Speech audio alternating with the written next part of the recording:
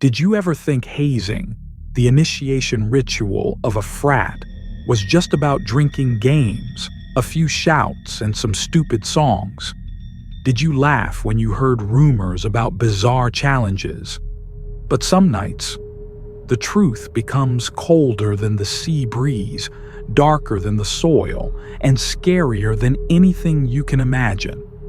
A simple frat challenge turns into a deadly chase with a stranger holding a knife and a boat waiting offshore. A forest ritual interrupted, not by a person, but a group, all wearing white masks and carrying ceremonial flames. And beneath New York, where there are no cameras, no lights, something faceless waits, patient and impossible to drive away. 3 stories, 3 survivors, and a warning to anyone who thinks they're untouchable. If you enjoy creepy, chilling, true horror stories like these, don't forget to hit that subscribe button. Every subscriber motivates me to keep digging, writing, and sharing experiences that will make your skin crawl, even from the safety of your screen. Thank you for being here. Now, turn off the lights, put on your headphones, and brace yourself. Because Creepline doesn't always end with a handshake.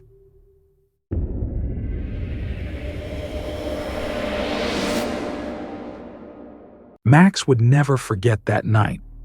The night the ocean whispered something in the dark, the sand beneath his feet stopped being a place to play.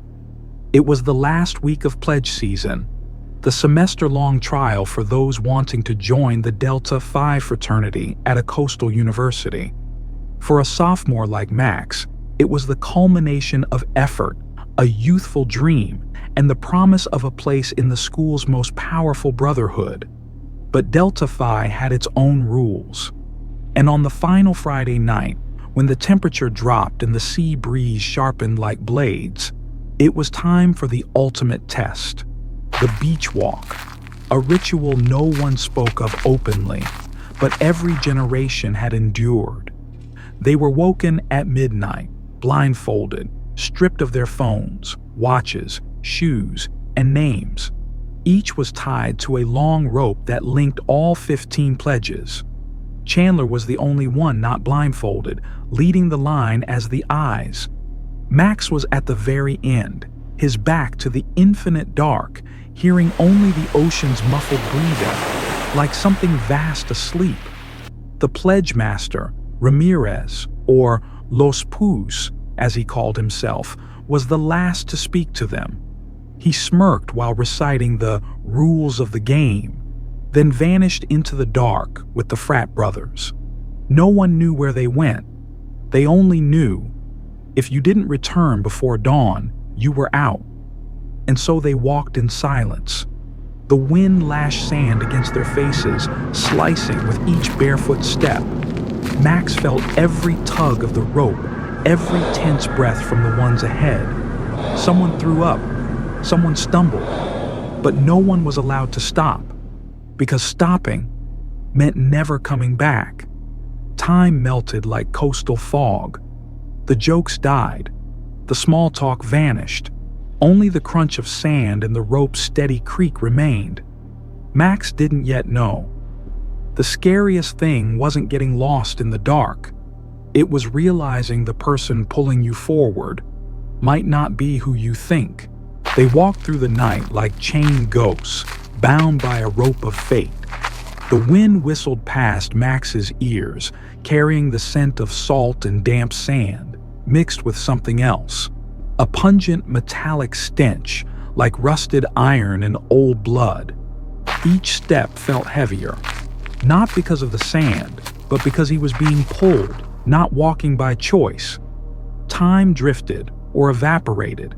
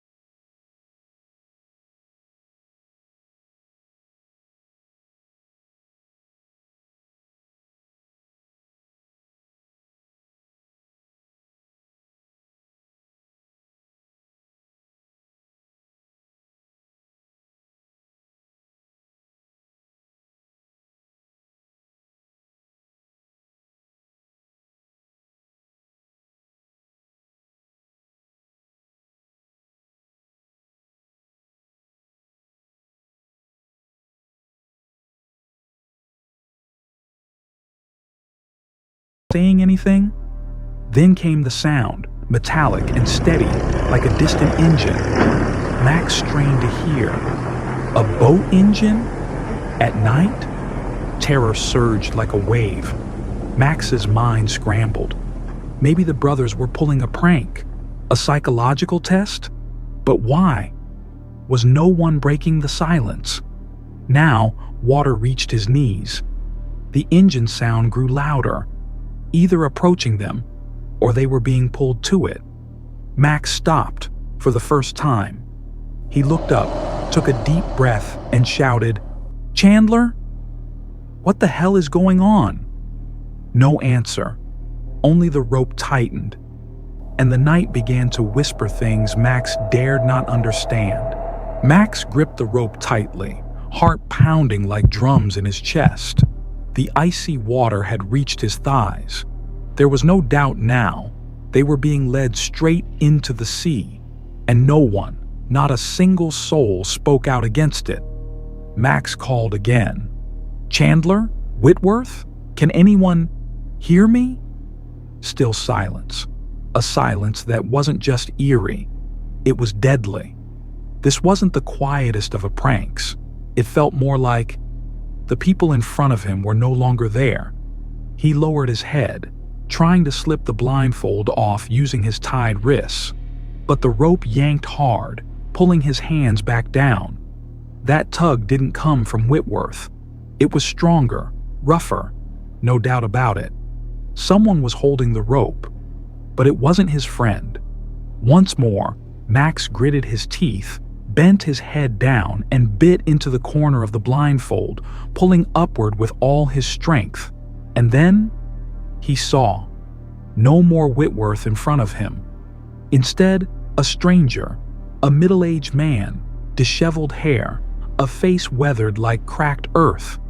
Moonlight glinted off the rusted blade in his left hand. His right hand held the rope that should have linked Max to his friends. But the rope had been cut, frayed, torn, and stained with something dark. Max stood frozen. The man looked back at him, expressionless, without hate, without emotion. Just empty. Behind him, a small boat drifted on the water. On it stood 3 other figures, motionless as statues, watching. No one spoke. No one signaled. The cold now wasn't from the water. It came from inside Max's skin. He stepped back. The man stepped forward quietly, calmly, as if he'd done this many times before. Max screamed, trying to break free. He yanked on the rope with all his might, but the stranger held fast. Instinct kicked in. Max raised a foot and kicked the man hard in the chest. A growl escaped the stranger's lips as he fell back, ripping part of Max's shirt with him. Max didn't hesitate.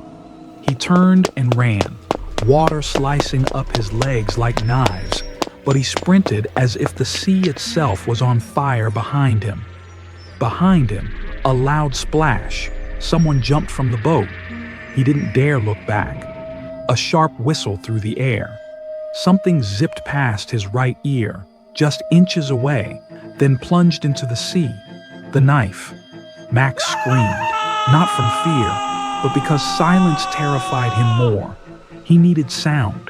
He needed to know he was still alive. Sand appeared beneath his feet. He bolted toward the shore, hands still tied, heart about to explode.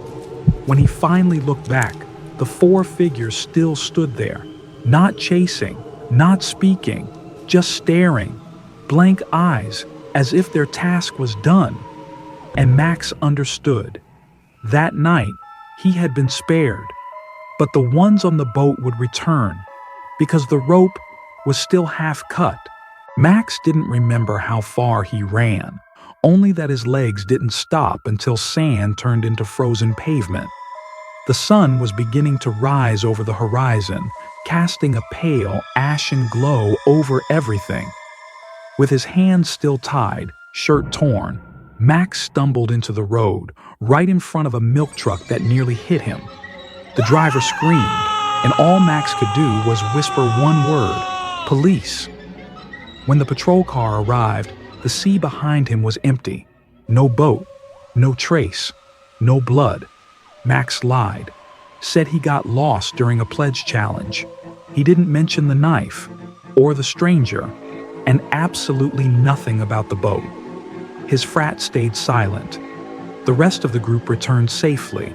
How, he didn't know. Maybe they were never separated. Maybe they were never targets. Max became an official brother. They congratulated him, toasted him, slapped his back, and retold the story of that night like it was some wild adventure. But Max never shared the rest, until a few weeks later.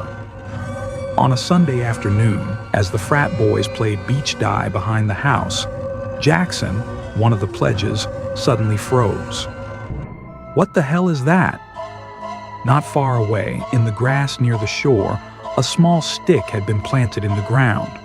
Tied to the top was a strip of white fabric, torn, covered in sand, but still bearing a faded Delta Phi logo. It was the piece of Max's shirt that had been ripped that night. Max stood frozen. His throat went dry. No one knew how it got there, but deep down, he did. They hadn't caught him, but they remembered, and they were watching.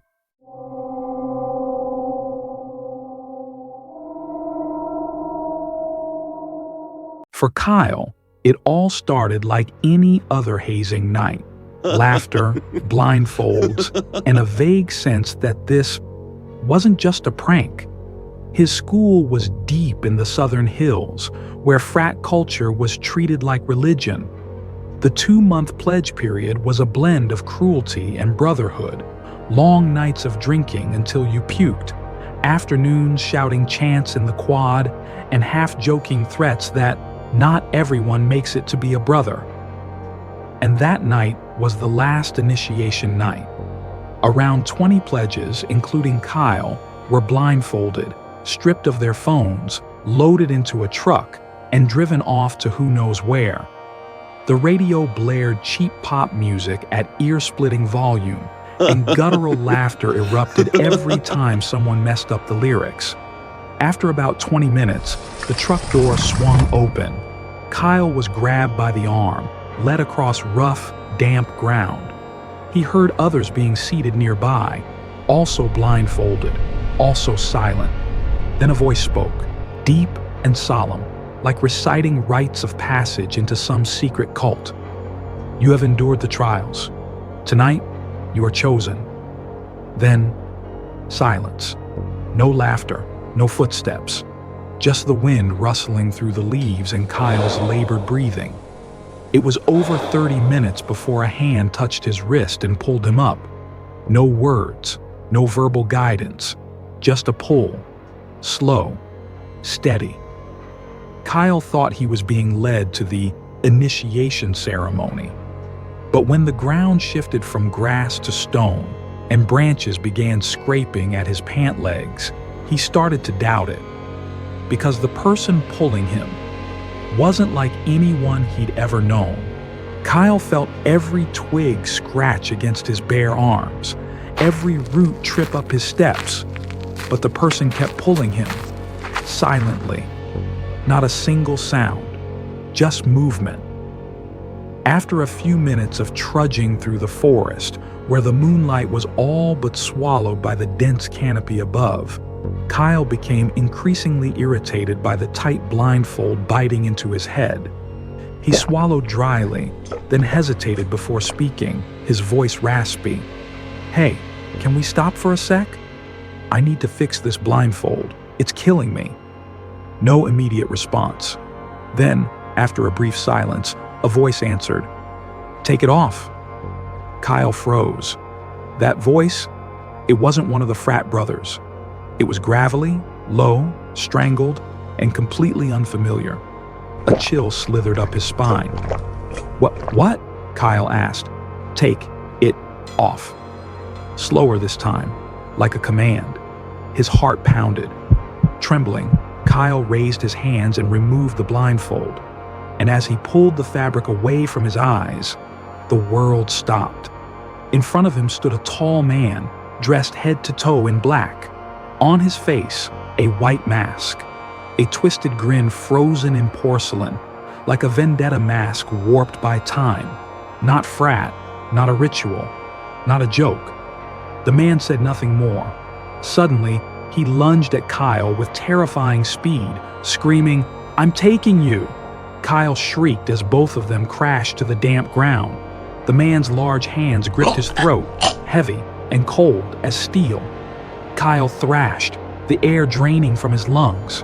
In a final, desperate instinct, he jerked his head and bit the man's arm. The masked man roared. The grip loosened. Kyle twisted free and bolted. He didn't look back. He just ran. The faint moonlight filtered through indistinct trails. Branches whipped his face, his arms, but Kyle didn't stop. Couldn't. After minutes, or what felt like an eternity, he heard someone calling his name up ahead. A flashlight beam hit his eyes. A frat brother. Kyle nearly crashed into him, gasping and babbling. "There's a guy, a maniac, wearing a mask, dragged me into the woods." The frat brother's eyes widened, and then, behind Kyle, more voices shouted. The rest of the frat had entered the woods, following the commotion. One of them staggered back, horrified, mumbling, "There's someone around the fire. White masks, a lot of them.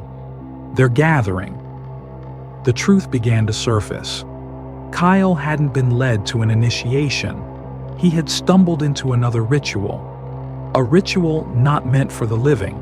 Kyle sat slumped on the grass, trembling, eyes fixed on the dark woods he had just escaped from.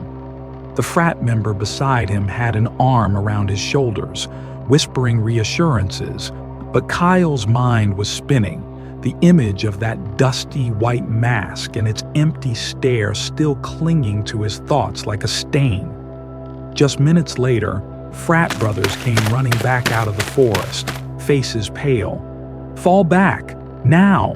one of them shouted. "We're not the only ones out there." As chaos unfolded, one frat brother stopped and turned to the panicked group. "What did you see?" A shaky voice responded, "We thought we were chasing whoever attacked Kyle, but then we saw a light in the distance, a bonfire, in a clearing, and there were people, about 10 of them, all in black, wearing white masks." Kyle stood up, his throat dry.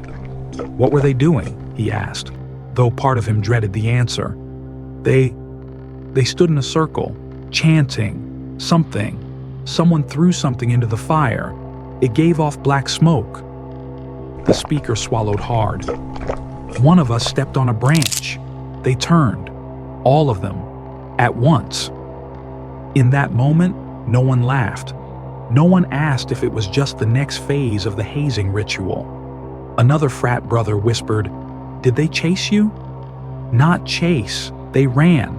Together, like hunters. No words." The entire group retreated quickly, scrambling into vehicles, engines roaring as they fled the forest house, the supposed initiation site. On the drive back to campus, no one spoke a word, just heavy breathing, pounding hearts, and eyes locked on the darkness outside the windows. Back at the frat house, the doors were immediately locked.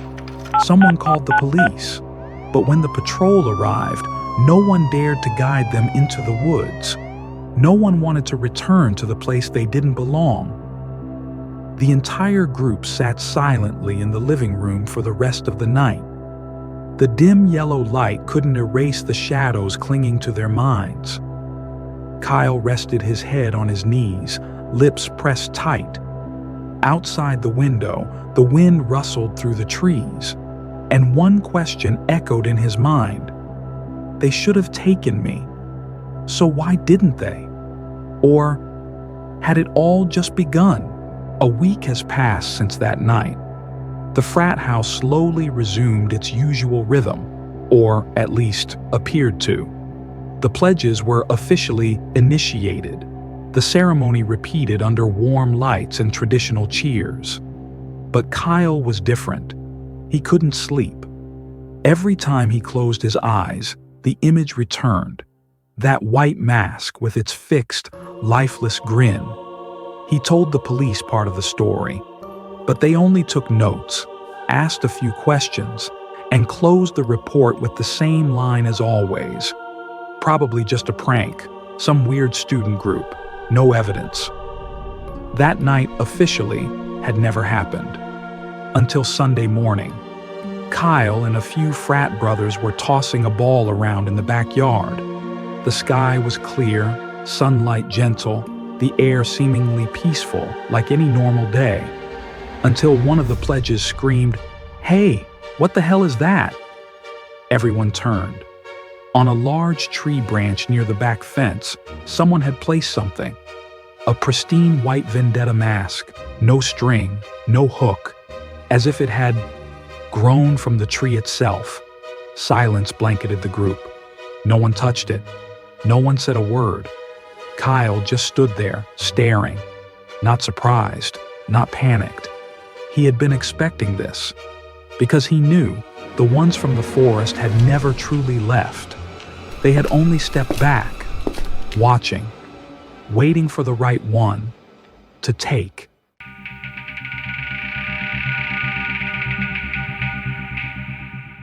At 3 a.m., New York City is nearly silent. No car horns, no voices, just something primal and lurking, as if the entire city is holding its breath. That was also when the pledge group from Cooper Union descended underground by the secretive tradition of the Sigma Rho fraternity, the subway crawl, a midnight march through abandoned subway tunnels. An unofficial ritual, never written down. But the upperclassmen whispered, "To be Sigma Rho, you gotta walk through where others won't even look." 10 young men, each holding 2 dim flashlights, walked in a line along the dusty tracks. In the subterranean darkness, their footsteps echoed like a warning. Every sweep of light revealed more chipped paint, rusted pipes, stained walls marked by time, and something else.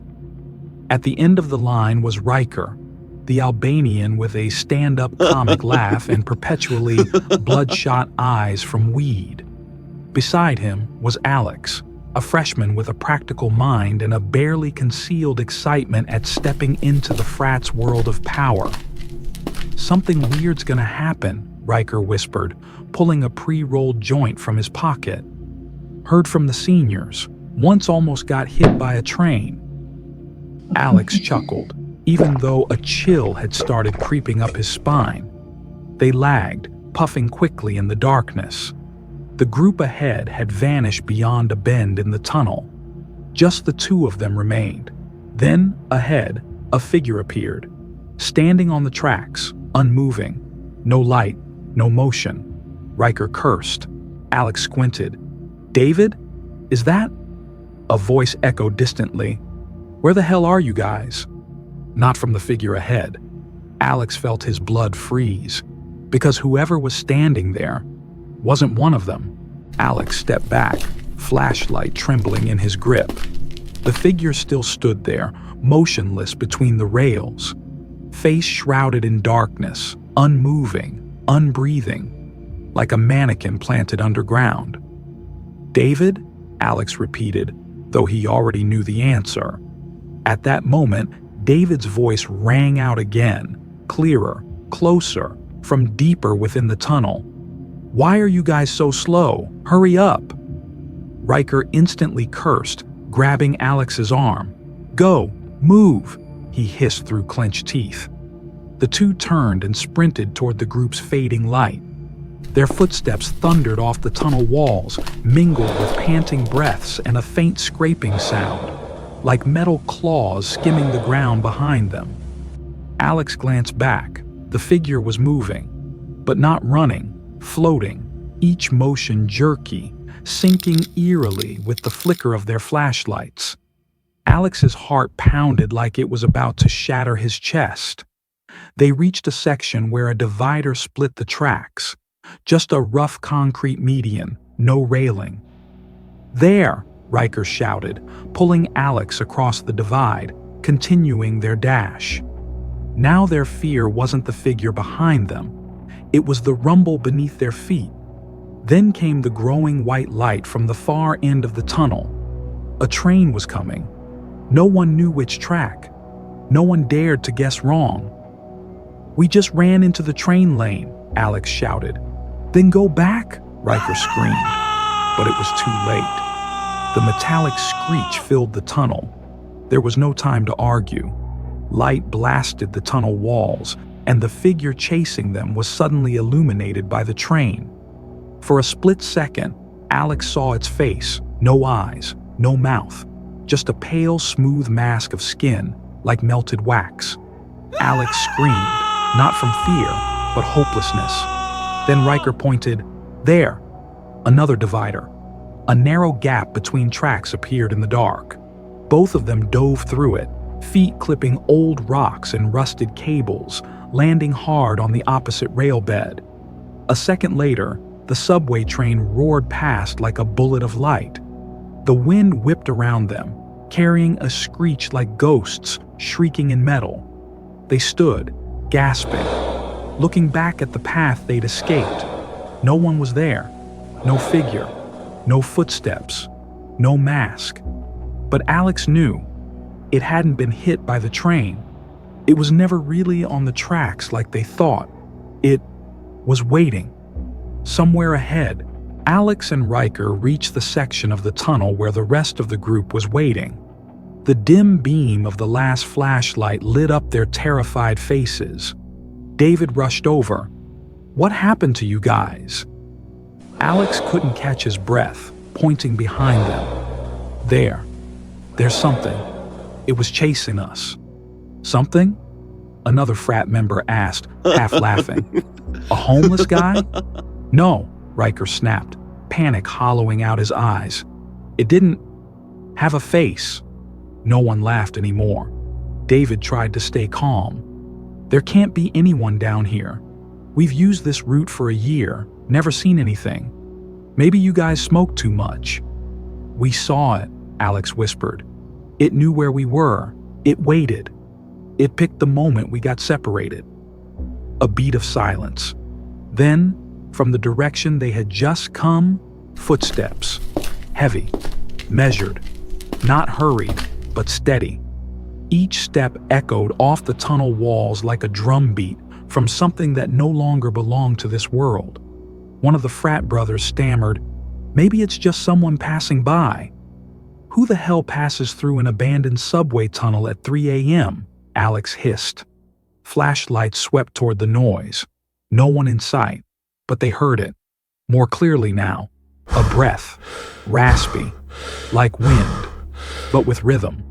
The sound of a creature waiting, inhaling their presence. Then it spoke, not in words, just a long, dry hiss, like a throat once scorched by fire. A frat brother screamed, "Run! Go!" They all bolted toward the tunnel's end, where a flicker of maintenance light glowed. They stumbled over cables, pipes, shouting and slipping. Riker slammed into a wall, blood running from his brow, but he didn't stop. They reached a narrow escape, an iron stairwell leading up to the hatch. David twisted the handle, locked. The footsteps were getting closer. Then suddenly, the hissing stopped. Silence. Then, a breath right at Alex's neck. Icy cold, rotten smelling. He turned. Nothing there.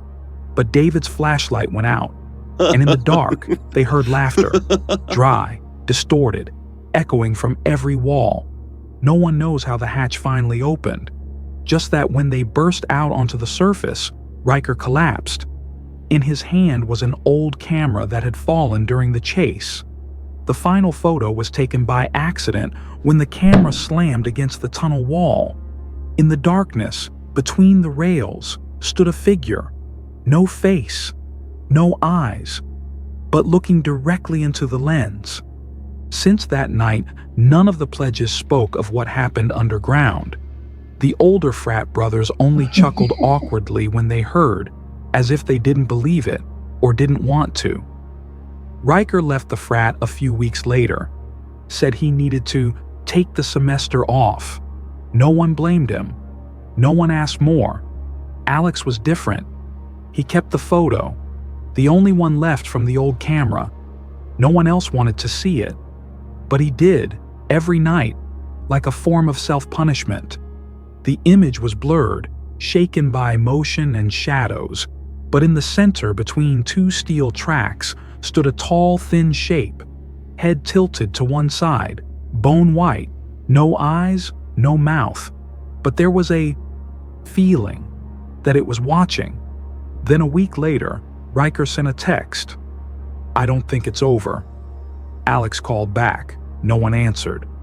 The next day, police found Riker's phone on a bench at an old subway station near East Broadway. No signs of violence, no witnesses, just a phrase scribbled in white chalk across the bench. "It follows the light. Don't turn it on anymore." Alex never went back to the station, never returned to the frat, spoke to no one. But every time he closed his eyes, he heard that hiss again, software close, and the breath, cold as dew on steel, right at his neck. He knew now this wasn't about the frat, not about the ritual. It was about the photo, and he had seen it. It had seen him too.